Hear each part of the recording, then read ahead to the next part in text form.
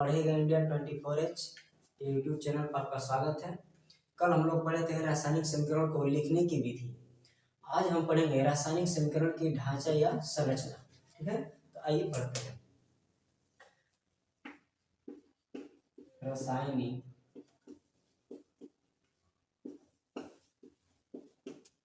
समीकरण का ढांचा या संरचना।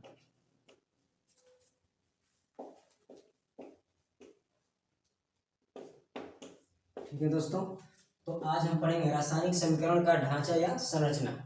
देखते हैं, कल हम बताए थे कि समीकरण किससे कहते हैं। तो हम बोले थे कि किसी भी अभिक्रिया में जो जो तत्व भाग लेते हैं उनके प्रतीकों उन सूत्रों द्वारा जो संरचना प्रदर्शित करते हैं उसे हम रासायनिक समीकरण कहते हैं। अब उन रासायनिक समीकरणों के संरचना क्या होते हैं इसके बारे में जानते हैं। तो देखिए, जो हम अभिकारक लेते हैं, ठीक है, तो किसी भी अभिक्रिया में जब दो या दो से अधिक अभिकारक होते हैं और उनके बाद जो प्रोडक्ट बनता है, उत्पाद बनता है, वह भी जब दो या दो से अधिक प्रोडक्ट बने तो इनके मध्य में हम धन चिन्ह का अर्थात प्लस का साइन लगाते हैं, चिन्ह लगाते हैं। जैसे मान लीजिए कि दो हम प्रोडक्ट ले लीजिए, जैसे ले लीजिए H2 प्लस M2, उसके बाद इधर लिखेंगे 3NH2, इसको बैलेंस कर लीजिएगा। तो यह हम लोग की एक अभिक्रिया हो गई। इसमें हम दो तत्व लिए हैं, तो किसी भी अभिक्रिया में जब हम दो तत्व लेते हैं तो दोनों तत्व अर्थात अभिकारकों के मध्य में हम धन चिन्ह का अर्थात प्लस का लगाते हैं चिन्ह। और इसके बाद जो उत्पाद बनते हैं, अगर उत्पाद भी दो या दो से अधिक बन रहे हो तो उन दोनों उत्पादों के मध्य में धन चिन्ह का ही प्रयोग किया जाता है। ठीक है, दूसरा इसमें क्या है, दूसरा यह है कि जो रिएक्टेंट होते हैं वो और जो प्रोडक्ट बनते हैं वो, इनके मध्य में एक हम तीर का प्रयोग करते हैं, एरो का प्रयोग करते हैं, जिसका टेल अर्थात जो पुछ होता है वह रिएक्टेंट की तरफ तथा उसका जो शीर्ष होता है वह प्रोडक्ट की तरफ होता है। तो ऐसे हम बना लेते हैं किसी भी समीकरण के ढांचा या संरचना को। ठीक है, अब हम पढ़ेंगे रासायनिक समीकरणों को संतुलित करना। हम पढ़ेंगे यहाँ पे रासायनिक समीकरणों को संतुलित करना कि रासायनिक समीकरणों को संतुलित कैसे करते हैं। हम लोग का अगला हेडिंग होगा रासायनिक समीकरण को संतुलित करना। संतुलित करना, रासायनिक समीकरण को संतुलित करना हम लोग का अगला हेडिंग होगा। तो इसको जानने से पहले हमको जानना पड़ेगा कुछ नियम। जैसे यहाँ पे एक नियम है द्रव्य अविनाशिता का नियम। इसको डिफाइन करने के लिए, परिभाषित करने के लिए एक नियम आता है जिसे कहते हैं द्रव्य अविनाशिता का नियम। द्रव्य अविनाशिता का नियम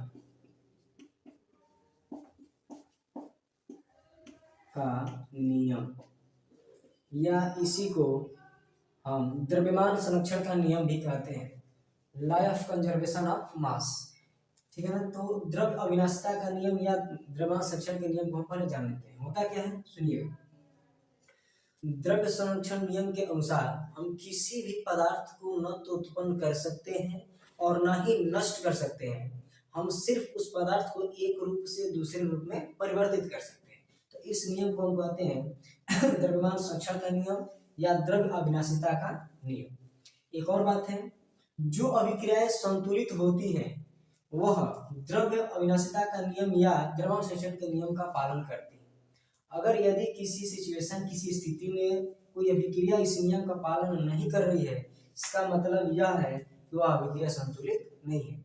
जब कोई अभिक्रिया संतुलित नहीं रहती है तो उसको संतुलित करने के लिए अभिक्रिया के बाएं एवं दाएं अर्थात दोनों पक्षों में हम परमाणु के अणुओं को या फिर परमाणु की संख्या को इक्वल करते हैं, बराबर करते हैं, तब जाकर एक संतुलित रासायनिक समीकरण का निर्माण होता है। तो आइए हम कुछ एग्जांपल लेते हैं और करके दिखाते हैं। ठीक है, जैसे लीजिए होगा Al यानी एल्युमिनियम प्लस H2SO4। एल्युमिनियम है और H2SO4 है, इसके अभिक्रिया हम दर्शा रहे हैं। अब ध्यान दीजिएगा, ये हम लोग का एल्युमिनियम है, ये हम लोग का क्या है H2SO4 है। इसकी जब हम रिएक्शन कराएंगे तो बनेगा Al2HAl2SO4 का थ्राइड प्लस H2 गैस, ये क्या हो जाएगा, बाहर निकल जाएगा। देखिए यहाँ पे एल्युमिनियम लिए हैं, इधर शांत सल्फ्यूरिक अम्ल कहते हैं जिसको हम H2SO4, ये इन दोनों की जब हम रिएक्शन यानी अभिक्रिया कराए हैं तो इधर बन गया Al2SO4 का थ्राइड प्लस H2 गैस बाहर क्या है, निकल गया है।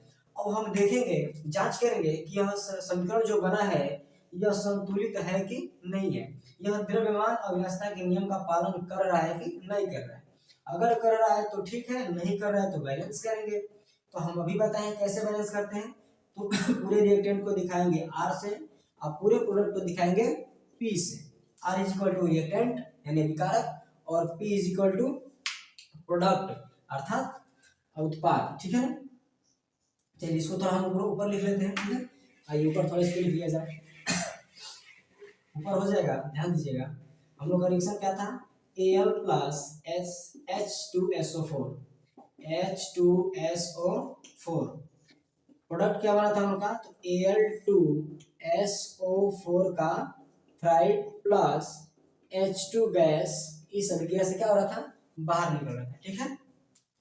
माइनस नहीं है, देखिए कैसे। अब पूरे रिएक्टेंट को हम क्या लिखेंगे, R, पूरे प्रोडक्ट को क्या लिखेंगे, P अर्थात प्रोडक्ट लिखेंगे, ठीक है। अब हम ऐसे कर लेंगे।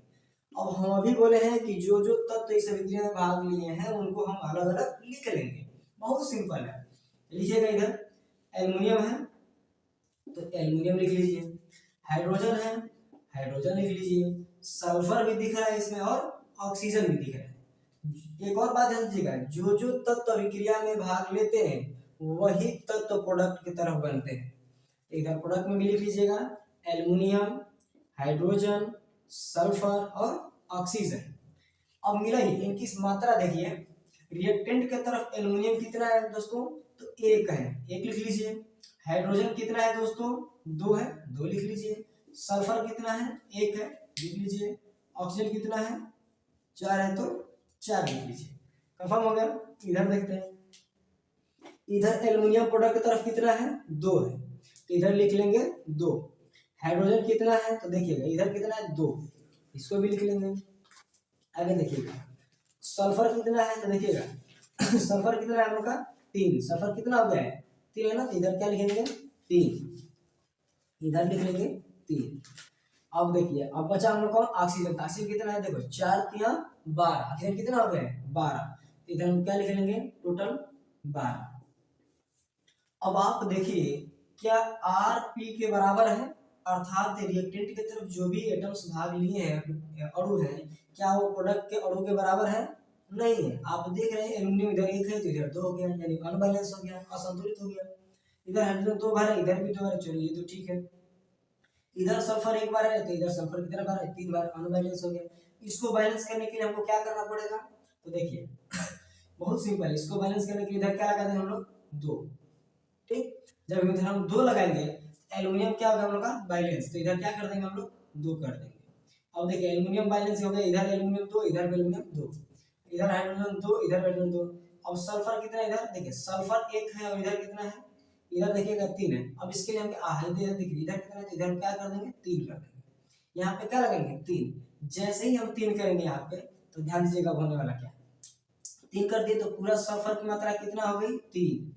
इधर क्या कर देंगे हम लोग, तीन कर देंगे। लेकिन हाइड्रोजन देखिएगा, हाइड्रोजन पहले दो है, लेकिन जैसे ही तीन किए तो तीन दुना के 6 हो गया। अब यहाँ से इसको हम मिटाएंगे और तुरंत क्या कर देंगे, 6 करेंगे, ठीक है दोस्तों। अब आया हम लोग का कौन, ऑक्सीजन। ऑक्सीजन देखिए 4 ते 12, यानी कि इधर कितना हो गया, 12। अब ये एक्चुअल मात्रा हो गई, इसकी संतुलित मात्रा हो गई। इधर भी संतुलित कर लेते हैं, एल्युमिनियम दो है, इधर भी दो है, देख लीजिए। हाइड्रोजन 6 है, तो इधर इधर देखिए हाइड्रोजन तो 6 दो है, इसको 6 करने के लिए क्या करना पड़ेगा, 3 लगा देंगे, तो 3 दूना के 6, अर्थात हाइड्रोजन भी क्या हो गया, 6। तो दो तत्वों को हम क्या कर लिए, बैलेंस कर लिए, ठीक है। बचा हम लोग का दो, तो देखिए सल्फर इधर कितने बार था, तो 3 बार था, इधर है 3 बार। इधर सल्फर कितने बार है, 3 बार, इधर भी 3 बार, अर्थात ये भी बैलेंस हो गया है। अगला हम लोग का बचा ऑक्सीजन। तो देखिएगा इधर ऑक्सीजन है तो 4 तिया 12, इधर 12 बार है, ऑक्सीजन कितना हो गया, 12। इधर भी देखिएगा 4 3 12, अर्थात इधर भी क्या है, 12। इस तरह से जो हमको समीकरण प्राप्त हुआ है यह समीकरण एक प्रकार की संतुलित समीकरण है, अर्थात हम यह कह सकते हैं कि द्रव्य अविनाशता के नियम का यह पालन कर रहा है। समझ आ गया? चलिए, तो अब दो एग्जाम्पल देखा हम आप लोग समझा दिए कि रासायनिक समीकरणों को हम संतुलित कैसे करते हैं बहुत सरल भाषा में। अब दो एग्जाम्पल हम खुद दे रहे हैं और आप लोग इसको सॉल्व कीजिएगा, संतुलित कीजिए, आप करके कमेंट में बताइए कि इसका आंसर क्या आ रहा है, कितने लोग इसको किए हैं। ठीक है, आइए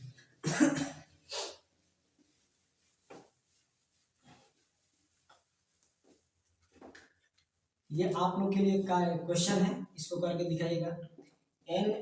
Na+H2O is equal to NaOH plus H2। इस समीकरण को संतुलित करके आप लोग कमेंट में इसको कमेंट कीजिएगा। ठीक है, इसको मैसेज कमेंट कीजिएगा, इसको आप लोग खुद संतुलित कीजिए। तो हम खुद करके बताएं और बहुत इजी यानी कि सरल भाषा में बताएं, इसको आप लोग संतुलित कीजिए और करके बताइए कि संतुलित है कि नहीं है, यह द्रव्यमान अविनाशता के नियम पालन कर रहा है कि नहीं कर रहा है। ठीक है दोस्तों, चलिए, तो हम लोग का यह भी खत्म हुआ रासायनिक समीकरण को संतुलित कैसे करते हैं, बहुत आसान भाषा में समझ लिए। अब हम लोग अगला हेडिंग पढ़ेंगे। अगला हेडिंग हम लोग का होगा रासायनिक समीकरणों को सूचनात्मक बनाना। रासायनिक समीकरण क्या करना, सूचनात्मक बनाना, अगला हेडिंग हो जाएगा हम लोग। ठीक है, लिख लीजिएगा, रासायनिक समीकरण को अत्यधिक सूचनात्मक बनाना, अत्यधिक सूचनात्मक बनाना।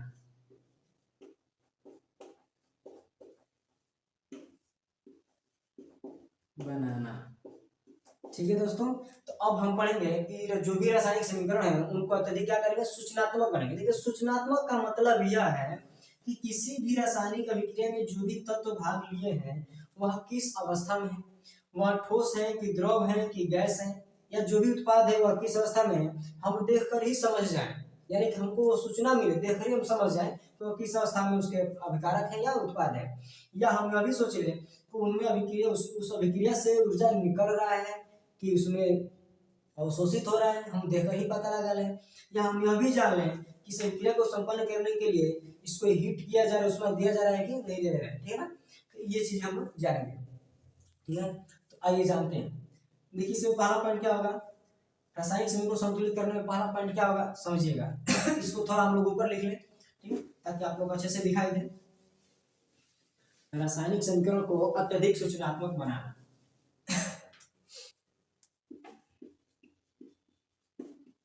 रासायनिक समीकरण को अत्यधिक सूचनात्मक बनाना। ठीक है दोस्तों, तो आइए सूचनात्मक बनाने का मतलब हम समझा ही दिए हैं, समझते हैं। पहला पॉइंट क्या करेंगे, किसी भी रासायनिक अभिक्रिया में भाग लेने वाले अभिकारकों अर्थात पदार्थों को अगर वह ठोस अवस्था में है तो उसको हम स्मॉल एस से दिखाते हैं, अगर वह द्रव अवस्था में है, द्रव अवस्था में, तो उसको एल से नहीं दिखाते हैं, बल्कि उसको हम किससे दिखाते हैं, एक्यू से दिखाते हैं। एक्वा सॉल्यूशन का नाम सुने हैं, एक्वा का मतलब भी द्रव होता है। ठीक है ना, विलियन एक्यू से दिखाते हैं। या अगर कोई पदार्थ या अभिकारक अगर वह गैस अवस्था में है तो उसको हम स्मॉल जी से दिखाते हैं। अर्थात अगर हम ऐसे करके दिखा दें तो हमको समझ में आ जाएगा कि इस अभिक्रिया में जो भी अभिकारक भाग लिया है वह द्रव है कि ठोस है कि गैस है। उसी प्रकार हम प्रोडक्ट में भी समझ जाएंगे कि वह द्रव है कि ठोस है। इस हमको सूचना मिल रही है कि नहीं मिल रही है, तो इसी को कहते हैं रासायनिक समीकरण को क्या करना, अत्यधिक सूचनात्मक बनाना। दूसरा पॉइंट क्या करेंगे, ध्यान दीजिएगा। दूसरा पॉइंट में देखेंगे कि अगर किसी अभिक्रिया से अगर ऊर्जा निकल रहा है, आपको पता ही है कि अभिक्रियाएं दो प्रकार की होती है ऊर्जा के आधार पे, एक होता है उसमें क्षेपी और एक होता है उसमें शोषी। सो इसको हम अभी आगे पढ़ेंगे, लेकिन हम यहाँ पे समझते हैं कि यदि किसी अभिक्रिया से ऊर्जा उत्सर्जित हो रही, ऊर्जा क्या हो रही है, निकल रही है, तो अगर ऊर्जा निकल रही है तो उसको उत्पाद के तरफ हम किससे दिखाते हैं, माइनस लगा देते हैं। उसको उत्पाद की तरफ क्या करते हैं, तो उत्पाद के तरफ माइनस से हम ऊर्जा का मान लिख देते हैं। इससे हमको यह संकेत मिलता है कि यह क्या है, ऊष्मा शोषी है, यानी उसमें ऊष्मा ऊर्जा दिया जा रहा है। अगर किसी विक्रिया से ऊर्जा निकल रहा हो, यदि किसी विक्रिया से ऊर्जा निकल रहा हो तो उसको उत्पाद की तरफ प्लस से दिखाते हैं, और अगर ऊर्जा उसमें दिया जा रहा है अर्थात अवशोषित हो रहा है तो उसको किसे दिखाते हैं, माइनस से दिखाते हैं। ठीक है इस प्रकार। और तीसरा पॉइंट देखेंगे, तीसरा पॉइंट यह है कि आपको पता है कि विक्रियाएं फॉरवर्ड डायरेक्शन में चलती हैं और रिवर्स डायरेक्शन में भी, यानी कुछ ऐसी विक्रियाएं होती हैं जो अग्र दिशा में भी चलती हैं और पश्चिम दिशा, जिसको हम कहते हैं उत्क्रमणीय विक्रिया, रिवर्सिबल रिएक्शन कहते हैं। तो उत्क्रमणीय विक्रिया के लिए भी एक साइन होता है। इसमें क्या होता है, जितनी भी उत्क्रमणीय विक्रियाएं होती हैं उसमें अभिकारक तथा उत्पाद के बीच में जो तीर लगता है वह पूर्ण तीर न लगा करके हम अर्ध तीर का प्रयोग करते हैं, दो अर्ध तीरों का प्रयोग करते हैं, जैसे ऐसे हो गया और एक ऐसे हो गया। ठीक है दोस्तों निर्माण कर लेते हैं। अमोनिया का निर्माण सिंपल है, इसमें लेंगे H2 plus N2, H2 plus N2। जब हम इसकी अभिक्रिया कराते हैं तो इधर बनता है NH3। आप लोग इसको पढ़े भी होंगे, हैबर विधि, अमोनिया का हैबर विधि का ये रिएक्शन है हैबर नामक साइंटिस्ट ने इसको बताए थे। तो अमोनिया का हैबर का अमोनिया विधि, ध्यान दीजिएगा। अब इधर क्या बन गया, इधर लिख देंगे 3, अमोनिया बन गया। ये एक ऐसा विक्रिया होता है जो उत्क्रमणीय विक्रिया को प्रदर्शित करता है, अर्थात अभिकारक से प्रोडक्ट यानी अभिकारक से उत्पाद तथा उत्पाद से अभिकारक को बनाया जा सकता है, इसी को कहते हैं उत्क्रमणीय विक्रिया।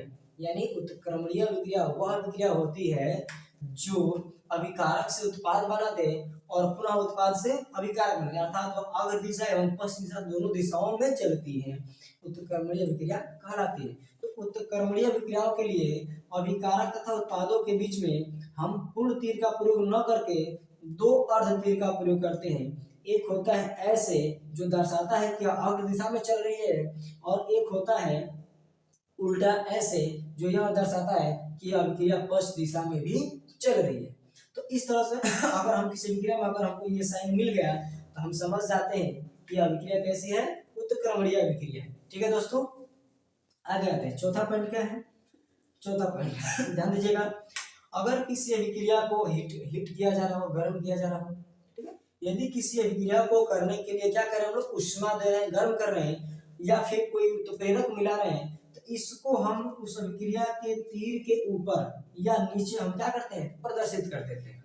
यानी कि जब किसी अभिक्रिया में उष्मा दी जा रही हो या फिर उसके वेग को, उसके दर को बढ़ाने के लिए कैटालिस्ट डाल रहे हैं, मिला रहे हैं, तो उन पदार्थों को या फिर उष्मा देने वाले चिन्ह को हम तीर के ऊपर या नीचे प्रदर्शित करते हैं। ठीक है, और जब किसी विक्रिया में उष्मा दी जाती है तो उसको हम क्या करते हैं, डेल्टा से प्रदर्शित करते हैं। ठीक है ना, इस डेल्टा किसी भी विक्रिया में अगर तीर के नीचे डेल्टा दिख जाए, इसका मतलब उस विक्रिया क्या किया जा रहा है, गर्म किया जा रहा है, हीट किया जा रहा है। ठीक है दोस्तों, तो आज हम लोगों ने 3 हेडिंग पढ़ा है। पहला हेडिंग क्या पढ़े थे, रासायनिक समीकरण का ढांचा या संरचना कैसे बनाते हैं, कैसे लिखते हैं, समझा दिए हैं अच्छे से। दूसरा हम लोग पढ़े थे रासायनिक समीकरण को संतुलित करना, जिसमें हम आपको एक नियम बताए थे, द्रव्य अविनाशिता का नियम, अच्छे से उसका एक्सप्लेनेशन हुआ था। उसमें हम 2 एग्जाम्पल भी दिए हैं आप लोग को। तीसरा एक कार्य विधि है जिसको हल करके कमेंट कीजिएगा। और तीसरा हम लोग पढ़ रहे हैं रासायनिक समीकरण को अत्यधिक सूचनात्मक बनाना। तो इस तरह से हम लोग आज 3 हेडिंग को क्लियर कर लिए हैं। आगे हम लोग पढ़ेंगे कि रासायनिक अभिक्रियाएं कितने प्रकार की होती हैं, तो आज थोड़ा सा उसका जिक्र हो जाए रासायनिक समीकरण या रासायनिक अभिक्रियाएं कितने प्रकार की होती हैं, इसको जान लेते हैं। ठीक है, रासायनिक अभिक्रियाओं के प्रकार, अभिक्रियाओं के प्रकार, रासायनिक अभिक्रियाओं के प्रकार। तो देखिए, जो रासायनिक अभिक्रियाएं होती है यह 5 प्रकार की होती है। रासायनिक अभिक्रियाएं कितने प्रकार की होती है दोस्तों, 5 प्रकार की होती है। सिंपल है। पहला होता है संयोजन अभिक्रिया। पहला क्या होता है, संयोजन, संयोजन अभिक्रिया। दूसरा क्या होता है हम लोग का, दूसरा होता है वियोजन अभिक्रिया। दूसरा क्या होता है, वियोजन अभिक्रिया।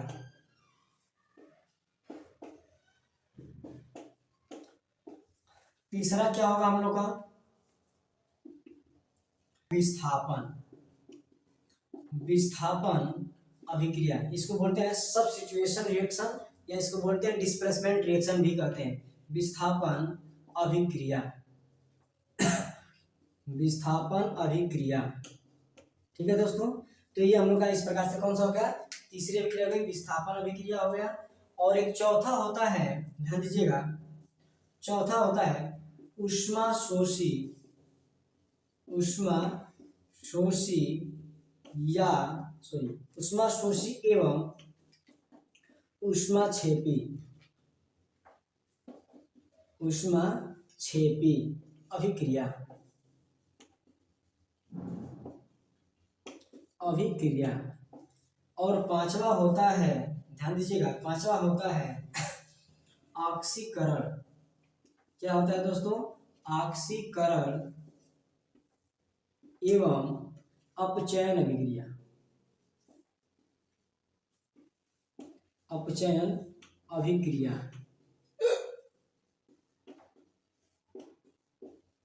ठीक है दोस्तों, तो इस प्रकार से जो रासायनिक अभिक्रियाएं होती हैं वो 5 प्रकार की होती हैं। पहला होता है संयोजन अभिक्रिया, दूसरा होता है वियोजन अभिक्रिया, तीसरा होता है विस्थापन अभिक्रिया, चौथा होता है ऊष्माशोषी या ऊष्माक्षेपी अभिक्रिया, और पांचवा होता है ऑक्सीकरण एवं अपचयन अभिक्रिया। तो इस प्रकार से टोटल रासायनिक अभिक्रियाएं होती हैं 5 प्रकार की। एक और हिंट इसमें कर दें, देखिएगा यहाँ पे जो वियोजन अभिक्रिया होती है, वियोजन अभिक्रिया अन्य सोर्सों के आधार पे 3 प्रकार की हो जाती है। वियोजन अभिक्रिया अन्य सोर्सों के आधार पर कितने प्रकार की हो जाती है? 3 प्रकार की। बस हिंट कर दे रहे हैं यहाँ पे आप लोगों के लिए, इसको अगले सेशन में पढ़ेंगे। ध्यान दीजिए, एक होता है ऊष्मा की उपस्थिति में एक बार टूटता है, वियोजन का मतलब ही होता है टूटना। एक होता है ऊष्मा के उपस्थिति में टूटेगा, एक बार प्रकाश की उपस्थिति में टूटेगा, और एक बार विद्युत की उपस्थिति में टूटेगा। एक बार बोलते हैं ऊष्मीय अपघटन अभिक्रिया। पहला क्या हो जाएगा? ऊष्मीय अपघटन, ऊष्मीय अपघटन अभिक्रिया, ऊष्मीय अपघटन अभिक्रिया नहीं, अभिक्रिया। एक होता है प्रकाशीय अपघटन अभिक्रिया, प्रकाश अपघटन अभिक्रिया,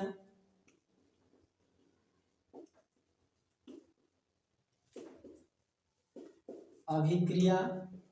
और तीसरा होता है विद्युत अपघटन अभिक्रिया, इसको इंग्लिश में इलेक्ट्रोलिसिस बोलते हैं। विद्युत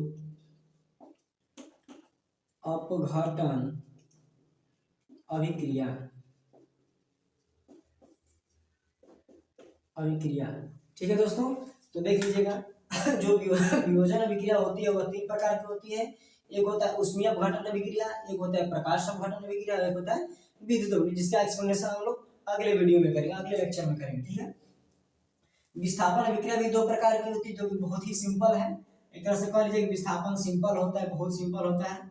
और ऊष्माक्षेपी एवं ऊष्माशोषी अभिक्रिया खुद ही 2 प्रकार की, एक होता है ऊष्माशोषी अभिक्रिया और एक होता है ऊष्माक्षेपी अभिक्रिया। जो अगला हम लोग का जो लास्ट होगा ऑक्सीकरण एवं अपचयन अभिक्रिया, इसी में एक और पढ़ना होता है, पांचवें में ही हमको एक और पढ़ना होता है, उसको कहते हैं रिडॉक्स अभिक्रिया। उसको हम लोग क्या कहते हैं? रिडॉक्स, उसको हम लोग कहते हैं रिडॉक्स अभिक्रिया, अभिक्रिया, रिडॉक्स अभिक्रिया कहते हैं। ठीक है, तो अगले लेक्चर में, अगले वीडियो में हम इन पांचों अभिक्रियाओं का क्या करेंगे? जिक्र करेंगे, स्टडी करेंगे, बहुत ही सरल और आसान भाषा में एग्जाम्पल के साथ। लेकिन आज जो हम आप लोगों के लिए कार्य दिए हैं, जो बैलेंस करना था, उसको बैलेंस कीजिए और नीचे कमेंट कीजिए कि कितने लोग इसको सही किए हैं। ठीक है, हम उसका रिप्लाई देंगे। तो ठीक है दोस्तों, आज के लिए बस इतना ही पढ़ते हैं। धन्यवाद।